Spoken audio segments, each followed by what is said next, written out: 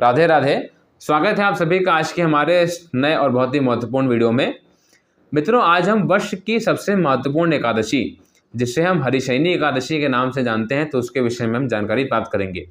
देखिए, यूँ तो वर्ष में 12 महीने होते हैं, हर महीने में 2-2 एकादशी आती हैं, लेकिन वर्ष की जो 2 सबसे महत्वपूर्ण एकादशियाँ हैं, पहली हरिशयनी एकादशी, जिसके बारे में हम आज इस वीडियो में बात करेंगे, और दूसरी है देव उठनी एकादशी, जिसे आप हरि प्रबोधिनी एकादशी या तुलसी शालिग्राम विवाह या जेठवान एकादशी के नाम से जानते होंगे। तो उसके विषय में हम कभी आगे बात करेंगे, लेकिन आज हम बात करेंगे देवशयनी एकादशी के बारे में।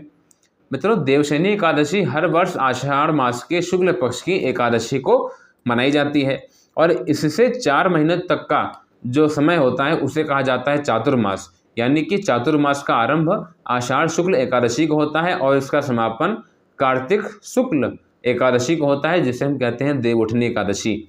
अब आप सभी के मन में प्रश्न आएगा कि ये चातुर्मास और ये जो बीच का समय है और ये दोनों एकादशियाँ इतनी महत्वपूर्ण क्यों हैं? तो देखिए, देवशयनी एकादशी यानी कि आषाढ़ शुक्ल एकादशी के दिन भगवान विष्णु इस संपूर्ण जगत का जो पालन का भार है वह सब शंकर जी के हाथों में सौंप करके योग निद्रा में 4 महीनों के लिए चले जाते हैं, जिसे कहा जाता है चातुर्मास। और इस बीच में कहा जाता है कि भगवान विष्णु का जो वास है वह पाताल में होता है, अथवा वह धरती पे आकर के, जैसे मान लीजिए जैसे कृष्ण जन्माष्टमी इसी बीच में पड़ती है, तो कहा जाता है कि भगवान विष्णु, उनका एक रूप पाताल में होता है और दूसरा रूप भगवान ले करके पृथ्वी पर आकर के रमण करते हैं और यहाँ पर अपनी बाल लीलाओं के द्वारा अपने भक्तों का उद्धार करते हैं। तो अब इसके बाद जैसे जो हमने कहा ना चातुर्मास का समय, मित्रों ये बहुत ही महत्वपूर्ण है, क्योंकि अगर आप ध्यान से देखेंगे तो इसी बीच में हमारे सनातन धर्म के सबसे महत्वपूर्ण त्यौहार पड़ते हैं। जैसे आषाढ़ शुक्ल एकादशी के दिन जैसे हरिशयनी एकादशी हो गई, फिर इसके 4 से 5 दिन के बाद गुरु पूर्णिमा पड़ती है, यानी कि आषाढ़ पूर्णिमा पड़ती है। फिर अगला महीना जो आता है वह हमारा श्रावण का महीना होता है। इस सावन के महीने में भगवान शंकर जी की विधिवत पूजा अर्चना होती है, घर घर में रुद्राभिषेक होते हैं, महामृत्युंजय जाप चलते हैं और काशी की नगरी में एकदम अलग ही जोश होता है। और फिर हमारा जैसे नागपंचमी का भी पर्व इसी महीने में आता है। फिर अगला आपका जैसे भादों का महीना, भाद्रपद का महीना, इस भाद्रपद के मास में जैसे कृष्ण जन्माष्टमी होती है, राधाष्टमी होती है, कजरी तीज का त्यौहार मनाया जाता है महिलाओं के द्वारा। फिर अगला जैसे हमारा आता है आश्विन का महीना, तो आश्विन माने कुंवार के महीने में कृष्ण पक्ष पितरों के श्राद्ध तर्पण इत्यादि के लिए दिया गया है। फिर इसके बाद आता है शुक्ल पक्ष, तो उसमें नवरात्रि या विजयादशमी, जिसे हम दशहरा के नाम से जानते हैं, तो इतना महत्वपूर्ण पर्व देखिए मित्रों इसमें पड़ता है। फिर इसके बाद जैसे अगर हम देखें तो कार्तिक के महीने में जैसे करवा चौथ पहले पड़ेगा, फिर उसके बाद जैसे जब दीपावली आती है, धनतेरस होता है, और फिर इसी के बाद फिर जैसे जब कार्तिक कृष्ण अमावस्या के बाद माने कि दीपावली के बाद फिर कार्तिक शुक्ल एकादशी आती है और उसी में फिर हमारा जो है चातुर्मास का समापन हो जाता है।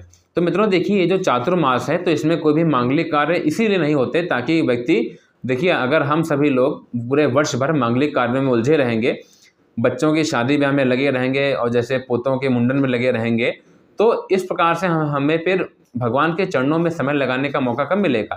तो इसीलिए चातुर्मास के महीनों में भगवान का ही पूजन अर्चन किया जाता है, कोई भी मांगलिक कार्य नहीं होता। और हमारे इसमें पंचांग में भी लिखा गया है कि भगवान की इस योग निद्रा के काल में अर्थात चातुर्मास में विवाह मांगलिक कार्य स्थगित हो जाते हैं। साधु संत एक जगह स्थित होकर के भजन कीर्तन प्रवचन इत्यादि धार्मिक कार्य करते हैं और हम सभी का यहाँ उत्तरदायित्व होना चाहिए कि हमें भगवान की पूजा अर्चना इस समय में बढ़ चढ़कर करनी चाहिए। तो मित्रों आइए जानते हैं कि देवशयनी एकादशी का मान वर्ष 2026 में किस दिन रहेगा। तो इसका उत्तर है कि 25 जुलाई दिन शनिवार को सबके लिए इस व्रत का मान रहेगा।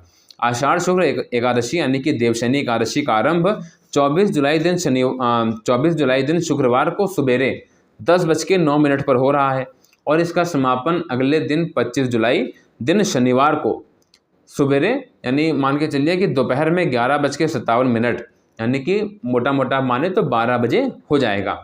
तो इस प्रकार से हम देख सकते हैं कि देवशयनी एकादशी का मान हमारे पास ये रहेगा। अब मित्रों देखिए, देवशयनी एकादशी के दिन हमें करना क्या चाहिए। तो इस दिन भगवान विष्णु का पूजन अर्चन अवश्य करना चाहिए।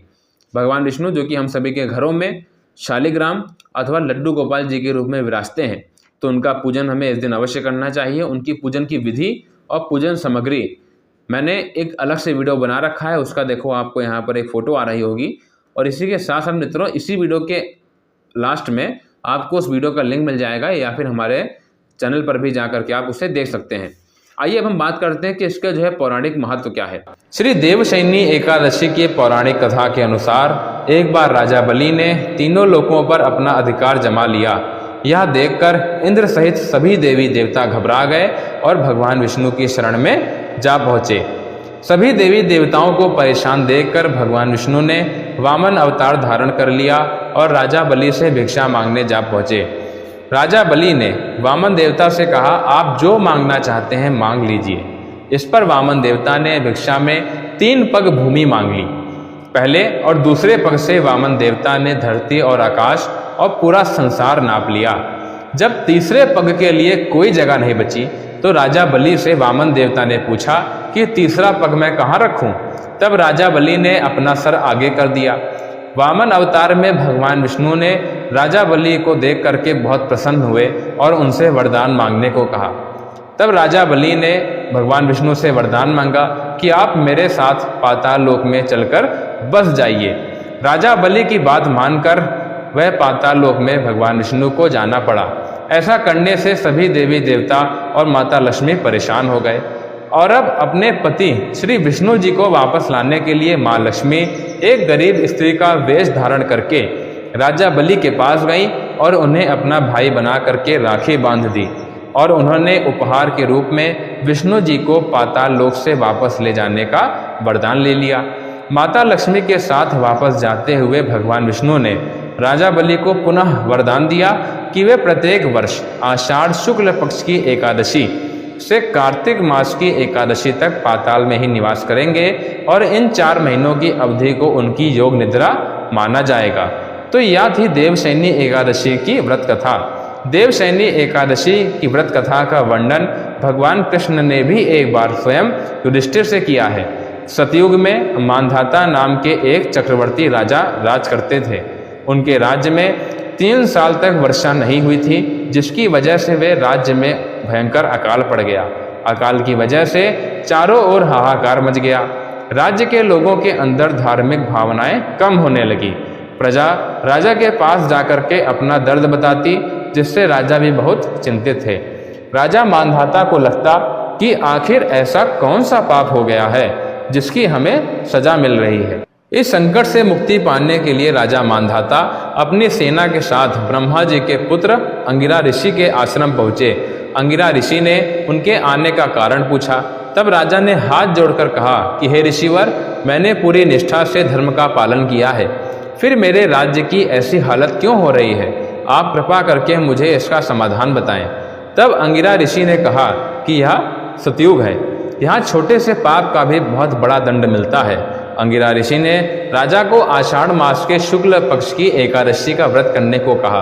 अंगिरा ऋषि ने कहा कि इस व्रत का फल तुम्हें जरूर मिलेगा। महर्षि अंगिरा के निर्देश का पालन करते हुए राजा अपनी राजधानी वापस आ गए और उन्होंने चारों वर्णों सहित देवशयनी एकादशी का व्रत पूरा किया, जिसके फलस्वरूप उनके राज्य में मूसलाधार वर्षा हुई, जिससे एक बार फिर राजा के राज्य में खुशहाली छा गई। तो यह थी देवशयनी एकादशी की व्रत कथा। अब बारी आती है कि देवशयनी एकादशी वर्ष 2026 में इसकी हमें पालना कैसे करनी है। तो देखिए, चूंकि इसका जो समापन है वह आपका 25 जुलाई के ही दिन, शनिवार के दिन दोपहर में 12 बजे हो रहा है। तो मित्रों, अगर आप चाहें तो 25 जुलाई के दिन चूंकि इसका व्रत का मान है तो 12 बजे दोपहर में आपको इसकी पालना कर लेनी है, अथवा अगर आप चाहें तो अगले दिन सूर्योदय के समय आप इस व्रत की पालना करें। जैसे आप एकादशी का व्रत करते हैं तो उसी प्रकार से आपको इसके व्रत की पालना करनी है। तो मुझे आशा है कि मेरे द्वारा दी गई जानकारी से आपको अवश्य कुछ ना कुछ लाभ मिला होगा। मित्रों, इस वीडियो को अपने मित्रों के साथ में अवश्य शेयर करें ताकि उन्हें भी इस वीडियो का लाभ मिले। और अगर आप हमारे चैनल पर पहली बार आए हैं तो आप इसे सब्सक्राइब अवश्य कर लीजिएगा, ताकि इसी प्रकार की महत्वपूर्ण वीडियो आपको समय समय पर मिलती रहेंगी। अगर आप किसी अन्य विषय पर हमसे जानकारी प्राप्त करना चाहते हैं तो आप हमें नीचे कमेंट करिए और हम जल्द से जल्द उसके ऊपर वीडियो बनाने का पूर्ण प्रयास करेंगे। मिलते हैं किसी और वीडियो में किसी अन्य विषय पर, तब तक के लिए राधे राधे।